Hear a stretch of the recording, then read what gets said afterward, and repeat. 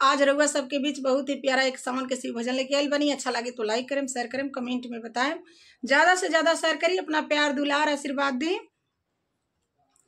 राउर सावन में चुवेला मड़ैया भोला जी, राउर सावन में चुवेला मड़ैया भोला जी। हम जाई बिनाई हरवा रउआ रही भोला जी, हम जाई बिनाई हरवा रउआ रही भोला जी। राउर सावन में चुवेला मड़ैया भोला जी, हम जाई बिनाई हरवा रउआ रही भोला जी, हम जाई बिनाई हरवा रउरा रही भोला जी। जब जइबू नाई हरवा, जब जइबू नाई हरवा, कैसे रहब गौरा जी। आके पीसी दी है भंगिया, कैसे पियब गौरा जी।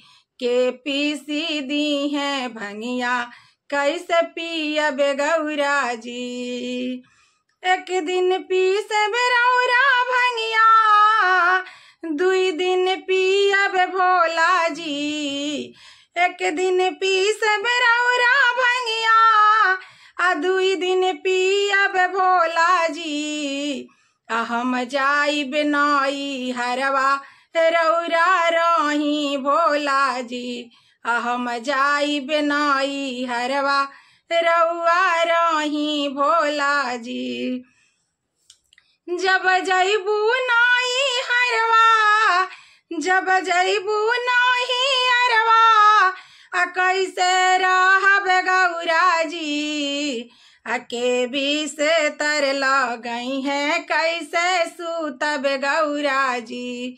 के बीस तर लगई है, कैसे सूतब गौरा जी। एक दिन बीस तर लगाएब, एक दिन मिर्गा छला बिछाएब, दुई दिन सूतब भोला जी। हम जाई बिनाई हरवा रउरा रही भोला जी, हम जाई बिनाई हरवा रउरा रही भोला जी। जब जइबू नाई हरवा, कैसे रहब गौरा जी।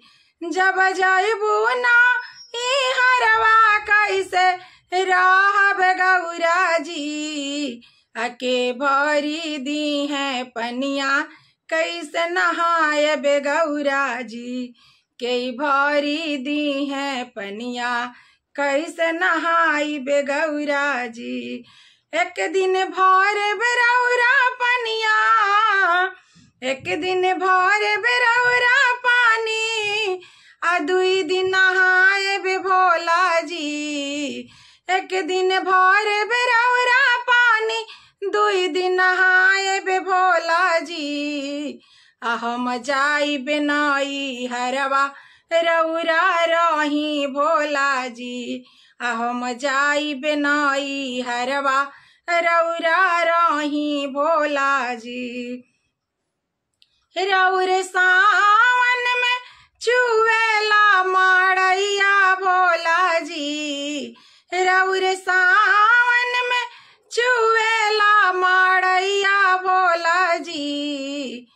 अरउ हम जाई बिनाई हरवा रउरा रही भोला जी, हम जाई बिनाई हरवा रउरा रही भोला जी।